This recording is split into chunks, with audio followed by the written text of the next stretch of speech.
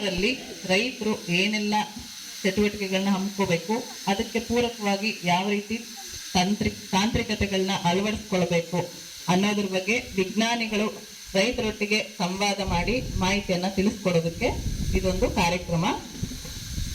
ಈ ದಿನ ನೀವೆಲ್ಲರೂ ಕೃಷಿ ವಿಜ್ಞಾನ ಕೇಂದ್ರಕ್ಕೆ ಭೇಟಿ ಕೊಟ್ಟಿದ್ದೀರಾ ಅಂತ ತಿಳ್ಕೊಂಡಿದ್ದೀನಿ ನಾನು. ಎಷ್ಟು ಜನ ಭೇಟಿ ಮಾಡಿದ್ದೀರಾ ಕೃಷಿ ವಿಜ್ಞಾನ ಕೇಂದ್ರಕ್ಕೆ? ಯಾವ ಕಾರಣಕ್ಕೆ ಬಂದಿದ್ರಿ ಕೃಷಿ ವಿಜ್ಞಾನ ಕೇಂದ್ರಕ್ಕೆ? ಮಣ್ಣು ಪರೀಕ್ಷೆಗೆ. ಓಕೆ, ಎಲ್ಲರೂ ಮಣ್ಣು ಪರೀಕ್ಷೆ ಮಾಡಿಸ್ಕೊಂಡಿದ್ದೀರಾ? ಎಲ್ಲ ಮಾಡಿಸಿದ್ದೀರಾ? ಎಲ್ಲರದ್ದು ಅದು.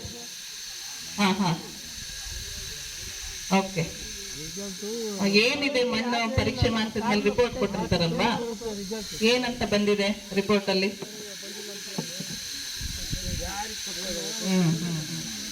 ಸಾವಯವ ಗೊಬ್ಬರಗಳನ್ನ ಹೆಚ್ಚಿಗೆ ಬಳಕೆ ಮಾಡಿ ಅಂತ ಬಂದಿದೆ. ನೋಡಿ, ಯಾಕೆ ಸಾವಯವ ಗೊಬ್ಬರನ ಜಾಸ್ತಿ ಬಳಕೆ ಮಾಡಬೇಕು ಅಂದ್ರೆ, ನಾವು ಆರೋಗ್ಯವಾಗಿರ್ಬೇಕಂದ್ರೆ ಪೌಷ್ಟಿಕವಾದಂತ ಆಹಾರನ ನಾವು ತಗೋಬೇಕು ಅಲ್ವಾ? ಆ ಪೌಷ್ಟಿಕತೆ ಬೆಳೆಗೆ ಅಥವಾ ನಾವು ತಿನ್ನುವಂತ ಧಾನ್ಯಗಳಿಗೆ ಎಲ್ಲಿಂದ ಸಿಗುತ್ತೆ? ಪೋಷಕಾಂಶಗಳು ಬೆಳೆಗೆ ಎಲ್ಲಿಂದ ಸಿಗುತ್ತೆ? ಮಣ್ಣಿಂದ ಸಿಗುತ್ತೆ. ಸೊ ಮಣ್ಣಲ್ಲಿ ಪೋಷಕಾಂಶಗಳು ಹೆಚ್ಚಾಗಿರ್ಬೇಕು, ಅವು ಗುಣಮಟ್ಟದ್ದಾಗಿರ್ಬೇಕು ಅಂದ್ರೆ ಅಲ್ಲಿ ಸಾವಯವದ ಅಂಶ ಹೆಚ್ಚಾಗಿ ಇರಬೇಕು.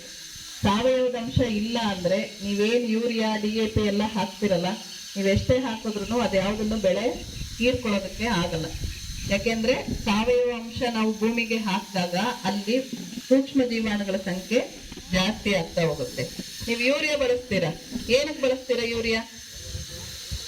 ಗಿಡ ಎತ್ತರ ಆಗ್ಲಿ, ದಪ್ಪ ಆಗ್ಲಿ, ಎಲೆಗಳು ಜಾಸ್ತಿ ಆಗ್ಲಿ, ಎಲೆಗಳು ಹಸಿರಾಗಿರ್ಲಿ ಅನ್ನೋ ಕಾರಣಕ್ಕೆ ಯೂರಿಯಾ ಬಳಸ್ತೀವಿ. ಆದ್ರೆ ನೀವು ಹಾಕುವಂತ ಯೂರಿಯಾದಲ್ಲಿರುವಂತ ಸಾರಜನಕನ ನಮ್ಮ ಬೆಳೆ ನೇರವಾಗಿ ತಗೊಳ್ಳೋದಕ್ಕೆ ಆಗಲ್ಲ.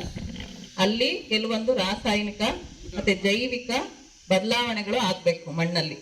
ಅದನ್ನ ಮಾಡೋದು ಯಾರಪ್ಪ ಅಂದ್ರೆ ಮಣ್ಣಲ್ಲಿರುವಂತ ಸೂಕ್ಷ್ಮ ಜೀವಾಣುಗಳು. ಸೊ ಸೂಕ್ಷ್ಮ ಜೀವಾಣುಗಳು ಮಣ್ಣಲ್ಲಿ ಇರಬೇಕು, ಬದುಕಿರ್ಬೇಕು, ಅವುಗಳ ಸಂಖ್ಯೆ ಜಾಸ್ತಿ ಇರಬೇಕು ಅಂದ್ರೆ ಅಲ್ಲಿ ಸಾವಯವ ಪದಾರ್ಥ ಹೆಚ್ಚಾಗಿ ಇರಬೇಕು. ಯಾಕಂದ್ರೆ ಸಾವಯವ ಪದಾರ್ಥನೇ ಅವುಗಳಿಗೆ ಆಹಾರ. ನೀವು ಸಾವಯವ ಏನು ಕೊಡ್ತೀರಾ, ಬರೀ ಮೇಲ್ ಗೊಬ್ಬರ ಇದನ್ನ ಹಾಕ್ತಾ ಇದ್ರೆ, ರಾಸಾಯನಿಕ ಗೊಬ್ಬರ ಹಾಕ್ತಾ ಇದ್ರೆ ಅಲ್ಲಿ ಯಾವ ಸೂಕ್ಷ್ಮ ಜೀವಾಣುಗಳನ್ನು ಇರಲ್ಲ. ನೀವು ಹಾಕಿರೋ ಗೊಬ್ಬರ ಇಲ್ಲ ಆವಿಯಾಗಿ ವಾತಾವರಣಕ್ಕೆ ಸೇರ್ಕೊಳ್ಳುತ್ತೆ, ಇಲ್ಲ ನೀರಿನ ಜೊತೆ ಬಸ್ದು ಭೂಮಿ ಒಳಗಡೆ ಹೋಗುತ್ತೆ, ನಿಮ್ಮ ಬೆಳೆಗೆ ಸಿಗೋದಿಲ್ಲ. ಅರ್ಥ ಆಯ್ತಾ?